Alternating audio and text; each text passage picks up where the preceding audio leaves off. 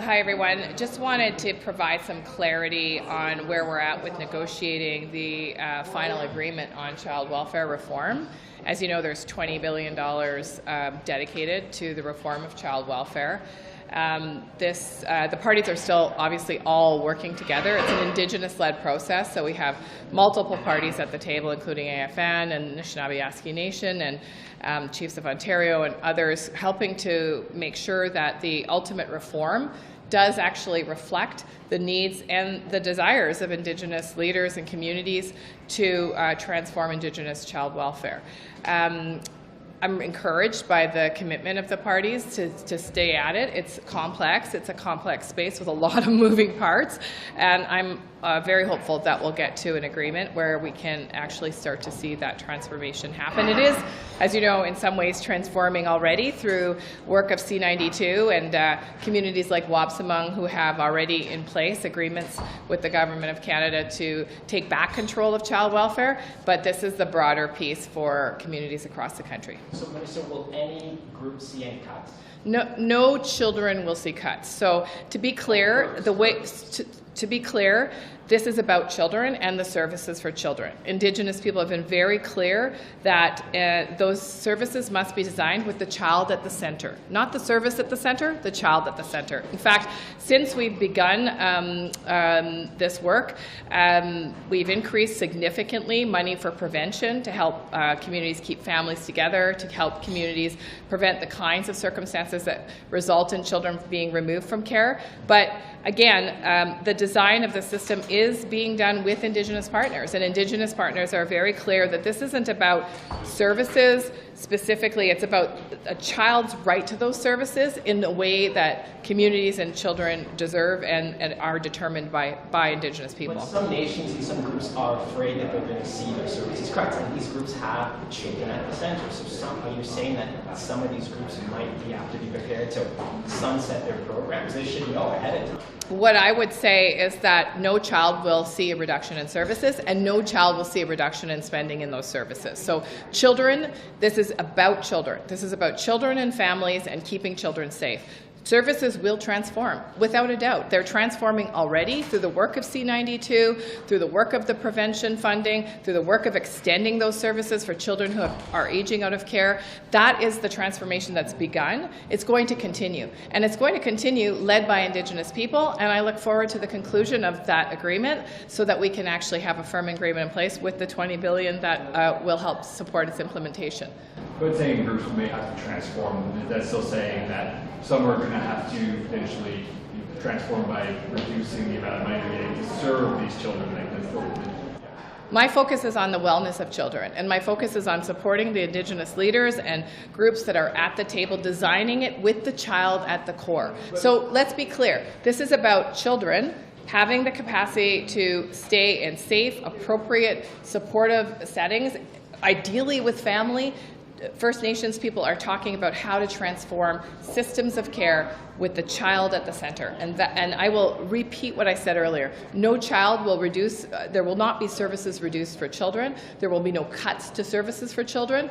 How that all shapes out will be the subject of the ongoing negotiations and how service delivery is reimagined by Indigenous people. In ensuring the services stay the same, would that be very much by community, since every different community is going to have their own Well, some communities may have their own mechanisms. Some communities may not have their own mechanisms, and it may be an evolving situation. But again, those are the considerations that the parties are having and the deliberations that the parties are having at the table, how best to get to that place where the majority of First Nations Indigenous children are cared for by community, through community, and listen, that's why the legislation is in place, to enable that transformation of care.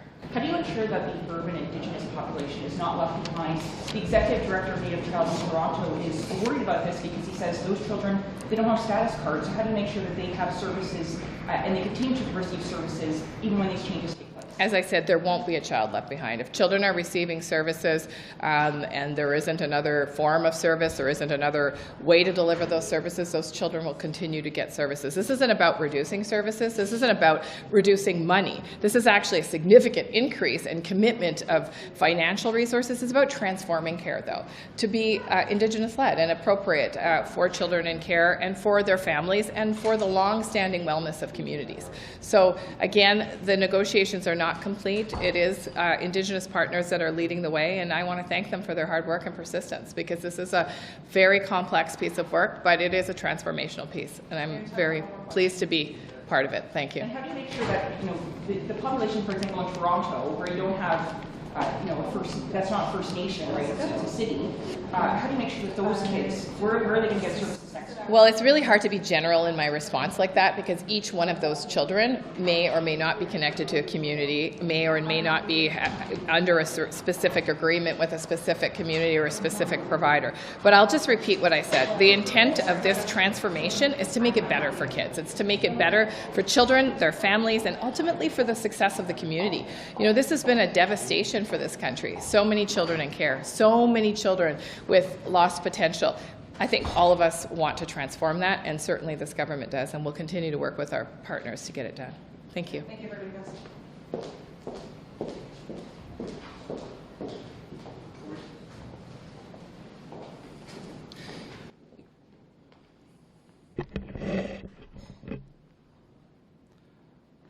Canada was found guilty of, quote, willful and reckless discrimination in harming and destroying the lives of Indigenous children across the country. That's my mom. That's CBC Radio calling. Honest to God. Could you just stop pocket dialing me? Canada was found guilty of willful and reckless discrimination in harming and destroying the lives of thousands of Indigenous children across this country. They're on the hook for $20 billion in a legal settlement.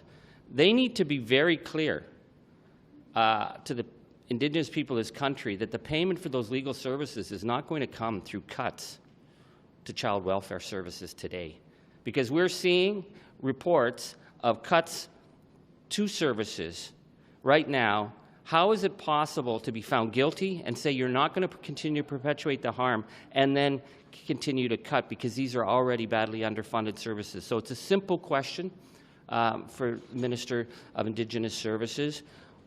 Why are these agencies concerned that they're getting cuts, and are these cuts connected to the obligation of the federal government to pay compensation for the damage that they did to other children? They need to be very clear about this, and we need to know that when they are transforming these services, they're not downloading broken systems with underfunded services. Oui.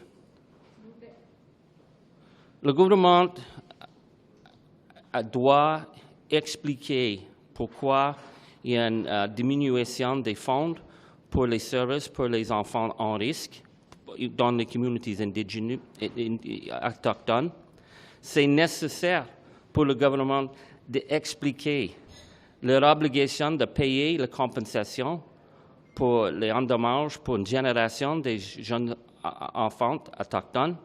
Et ce n'est pas acceptable pour le gouvernement d'utiliser les fonds pour les services, pour aider les familles et les enfants en risque, pour payer la compensation pour les décisions de court. I also want to say, in terms of the St. Anne's Residential School decision that came out today, we have been speaking with survivors, and they are disappointed, but they are not surprised. This was not a fair fight. This has never been a fair fight.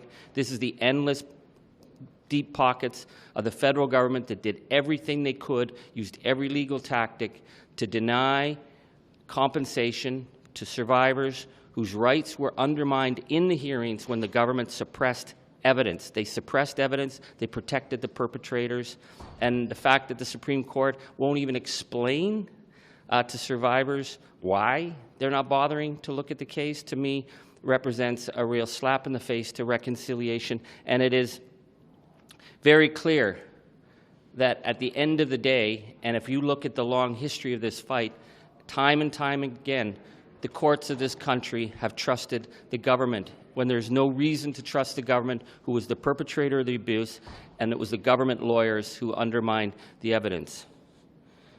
J'ai parlé avec les survivantes des pensionnats de Sainte-Anne ce matin concernant la décision de la Cour suprême de refuser d'examiner leur cas. Ce n'est pas acceptable pour la Cour suprême d'ignorer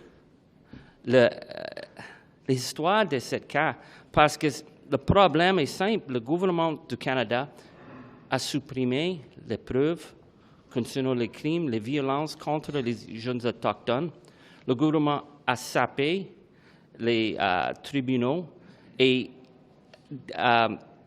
affecté les capacités pour les survivants de recevoir justice, mais pendant 10 ans, la Cour du Canada a défendu les décisions du gouvernement du Canada.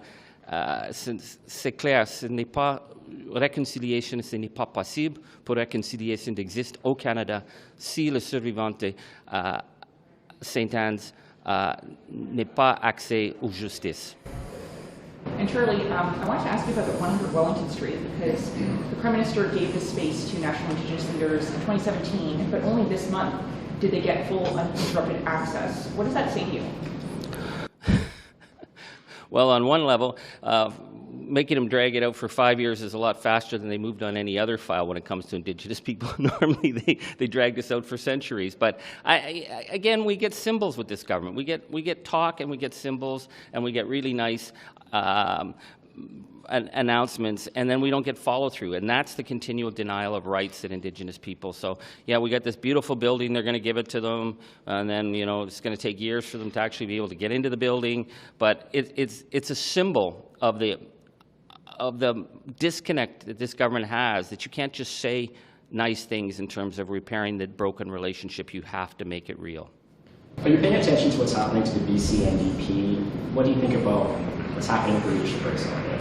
Well, I've never seen a leadership race anywhere that wasn't messy. People get very passionate about it, so I don't have a dog in that race. So I haven't really paid much attention. But you know, I was in a leadership race. It got testy. So you know, it is what it is. Do you think that they should have allowed Angeli Durai to run? I have no opinion, because I actually don't know what happened with the issues. It's on the other side of Canada. It's in a provincial jurisdiction, and in our party, as a federal party, we have federal rules. They have provincial rules. We have provincial rules in every different part of the country. So I think it's a better question put to the provincial NDP for them to explain. Thank you. Can I get your reaction on the Supreme Court's decision on St. Anne's Residential School? What your thoughts are on that to not hear the appeal? I have yet to look at the reasons. We have tried to be cooperative in the face of a previous court ruling. We have tried not to destroy documents. We have tried to make sure that those documents are available to families. Mr. Singh, what's your reaction to the St. Anne's case? The Supreme Court of Canada dismissing that case for survivors. It's heartbreaking. These are survivors that have been fighting for a long time to get justice, and it is heartbreaking that they're no longer able to continue this legal avenue. But it makes it clear more than ever that the government has a role to play in providing justice for these survivors. What does that role look like? Well, they should be meeting with the community, as has been requested a number of times. They didn't want to go to court. They would rather that the government settle with them directly, but they had to go to court to fight for something that they should have already received. Mr. Singh, Christian Freeland sent a letter to cabinet ministers telling them that if they wanted new money in the budget, they were going to have to find some internal cuts first. What's your response to that? My concern is anytime there has been any crisis, the pandemic, the cost of living going up, and now potential recession, it is always working families, workers, people that bear the brunt of it. And the wealthiest CEOs have always found a way to make more and more profit. And to me, it is unimaginable that they wouldn't be thinking about asking those at the very top, the oil and gas sector that's made record profits, the corporate grocery sector that's making record profits, asking those that have been making record profits to contribute what they owe is a way to pay for the things that we need. And it's something that other countries have already done. UK is moving ahead with it. The European Union is moving ahead with it, as well as Spain. So I think that is the failed approach, which is to continue to put the burden on people, cutting the help they need instead of asking those that are making profits in this time to contribute more. Beyond what you're suggesting for the tax on the grocery CEOs, there's one about food specifically. Where do you see room for the federal government to act in a material way to bring down food prices? So it depends on the outcome of this food inquiry, and that's why this investigation of food prices is so important. There are a number of avenues. If it turns out that we have a similar bread price fixing scandal of 2018, something similar to that, then it means that we need to use our competition laws and use those to protect consumers. If it is a case of exploitation, then we can look to the past, where we have used profiteering, where we've taken a stance against profiteering. As a nation, we said after the World Wars that profiteering was wrong, and we took stances against profiteering at the federal level to protect consumers. There are steps we can take, and that's why our investigation into the food prices will help inform what path we take.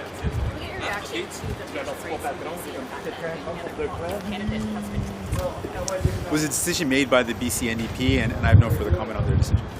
Thanks so much. Hi, everyone.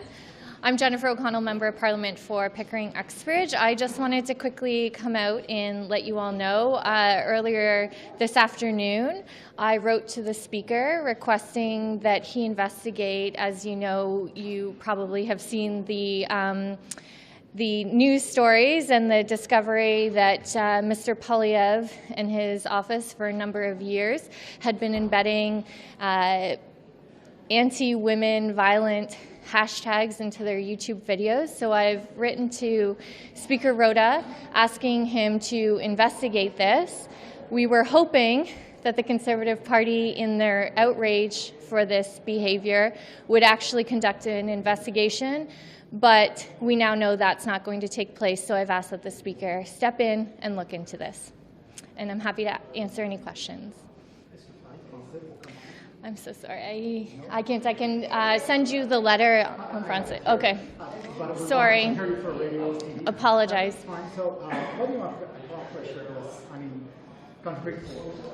I think we want to get to the bottom of who precisely was responsible for embedding the hashtags into these videos. It's been going on for a number of years. It wasn't a one-off mistake. I, for one, also have a lot of questions about why this was being done. I personally had hate and threats leveled against me as a parliamentarian in this place. I spoke about it in the House of Commons. I read out one of the messages that I received at my office. And I would very much like to know if there's a correlation between Mr. Poilievre's targeting of anti-women rhetoric and the people around him, if this has contributed to an unsafe work environment for someone like myself. Do you have any reason to believe that the rules of the House of Commons have been broken? Well, I think the Speaker is responsible to ensure, and the House of Commons are responsible to ensure that this is a safe work environment like any other work environment. And I think if House of Commons resources and taxpayers are funding for individuals using House of Commons resources to actually target and promote violent rhetoric against women and inviting them as supporters and participants in the conversation, I think any women in this workplace deserve to know if taxpayers' money was used to fund that sort of behavior. Have you reached out to any of the Conservative email MPs, or have they spoken to you? What have you heard from them? What are you expecting from them? I have not personally reached out. I did the last time we spoke about this when news first broke from Global. I did call on Michelle Rempel-Gardner, MP Rachel Harder, and Melissa Lanceman to comment. Since that week that I was here speaking about this last time, they too were speaking about standing up for women's rights. I've not seen a comment, a Twitter post, or anything from any of those female MPs, and I've not had any Conservative member come up to me asking questions about this. What are the possible outcomes? Just a slap on the wrist from the speaker, right? Well, I mean, if I was the Conservative Party, I'd want to know who amongst their ranks are in these deep, dark places on the web. This is not a well-known mainstream hashtag. Frankly, I had never heard of it before this news broke.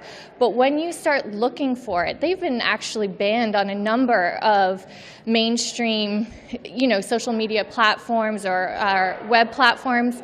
So if I was the Conservative Party and I was truly horrified and outraged about this conduct, wouldn't you want to know who's responsible? So if the rules don't allow for severe penalties, I would think the Conservatives and all parliamentarians deserve to know who actually is promoting this violent rhetoric towards women. Procedurally, what are the possible outcomes that could come from it? Well, I won't prejudge what the Speaker is able to do.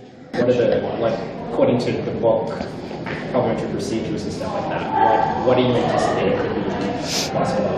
Well, I don't know. I can't speculate on what the investigation is going to find, but I go back to the fact that there are policies around... But what are the possible outcomes from something like this? Well, I think that would depend. I don't know because I don't know what the investigation will entail. But I do know that the House of Commons and the Speaker are responsible for creating a safe workplace in this place. They have a responsibility to keep women safe. And if there is, and all parliamentarians, but if there is an individual that has been working in this place for a number of years, promoting a hashtag, embedding it in videos that promote violence against women, I think there ought to be a responsibility to deal with that. Fair enough. Anything further?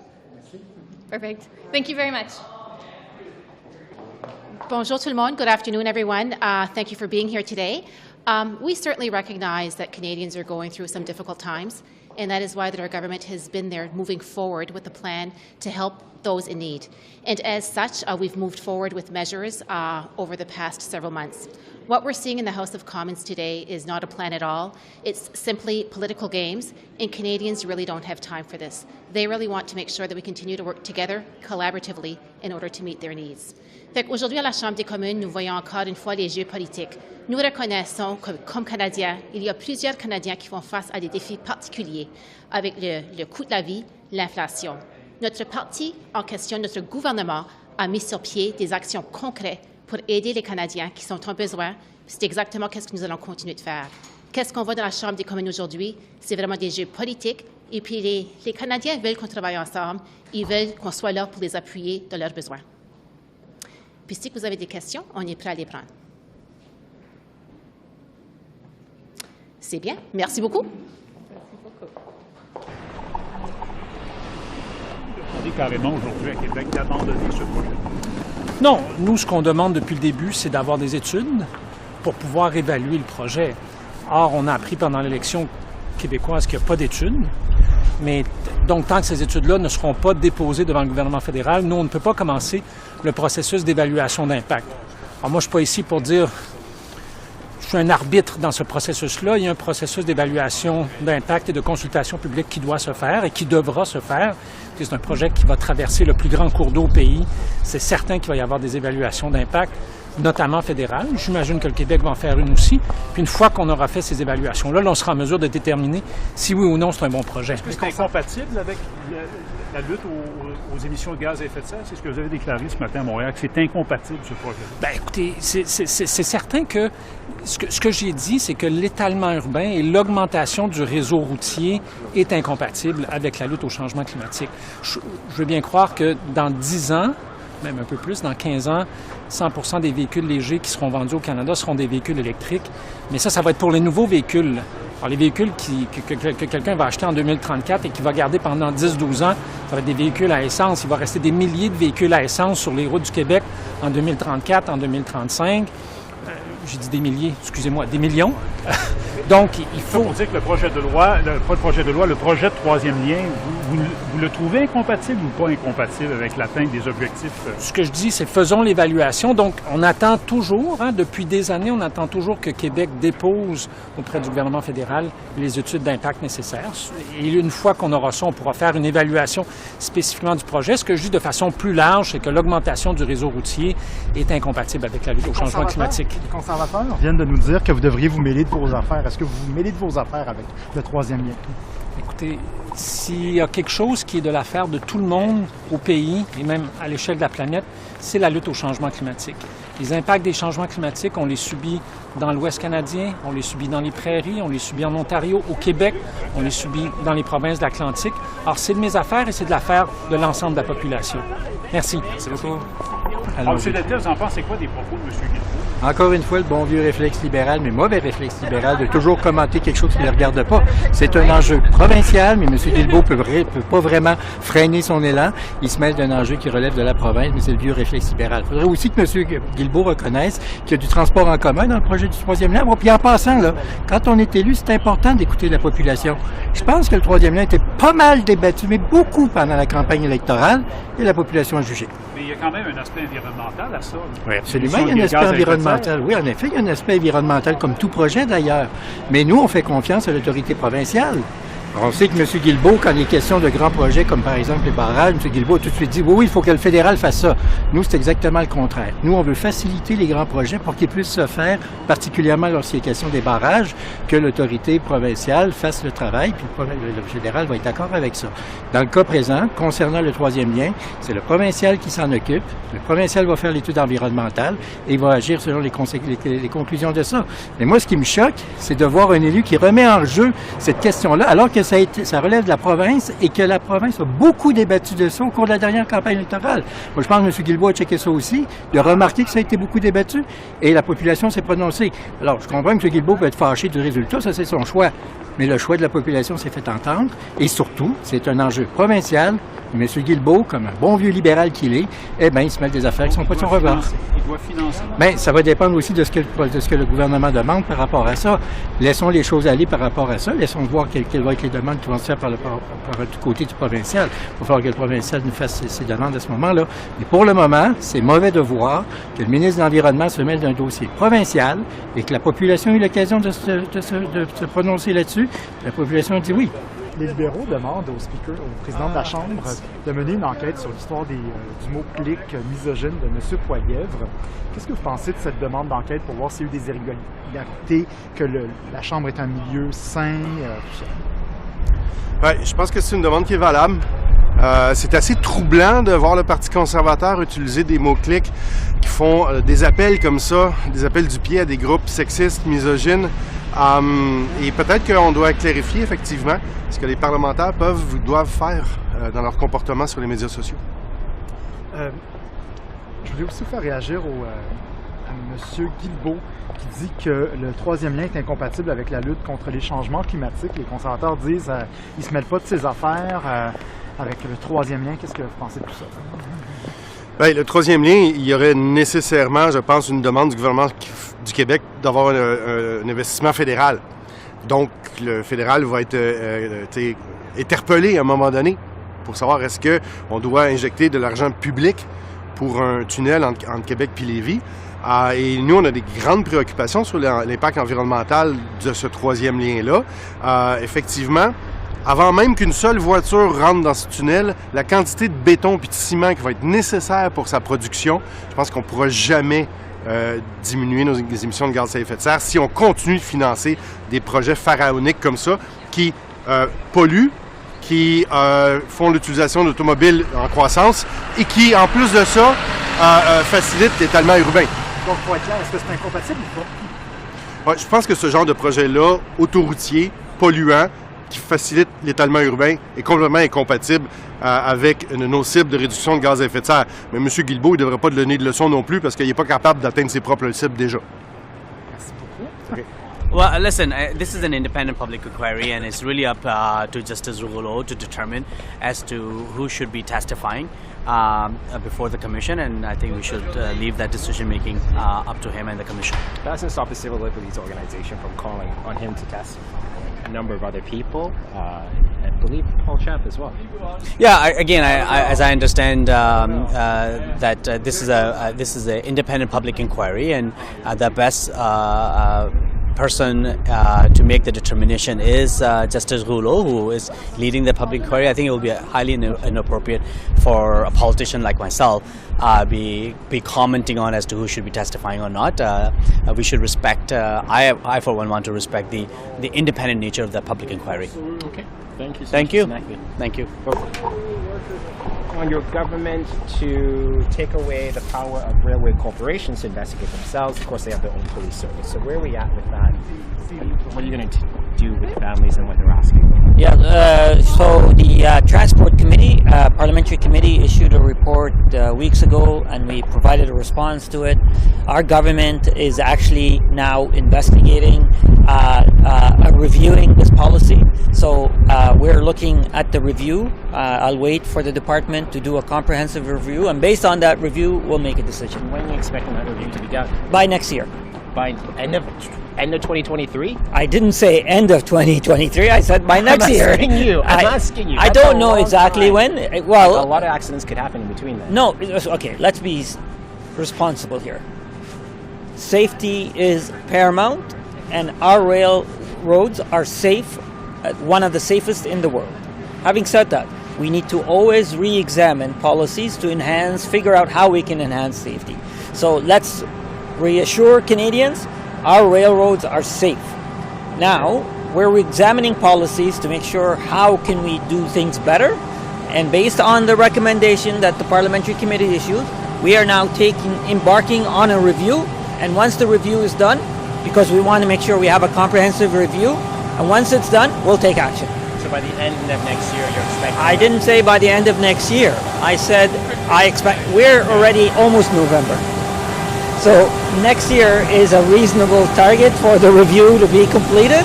I don't know exactly when next year, but once it's completed, we will take action. Okay, just in time. Thank you.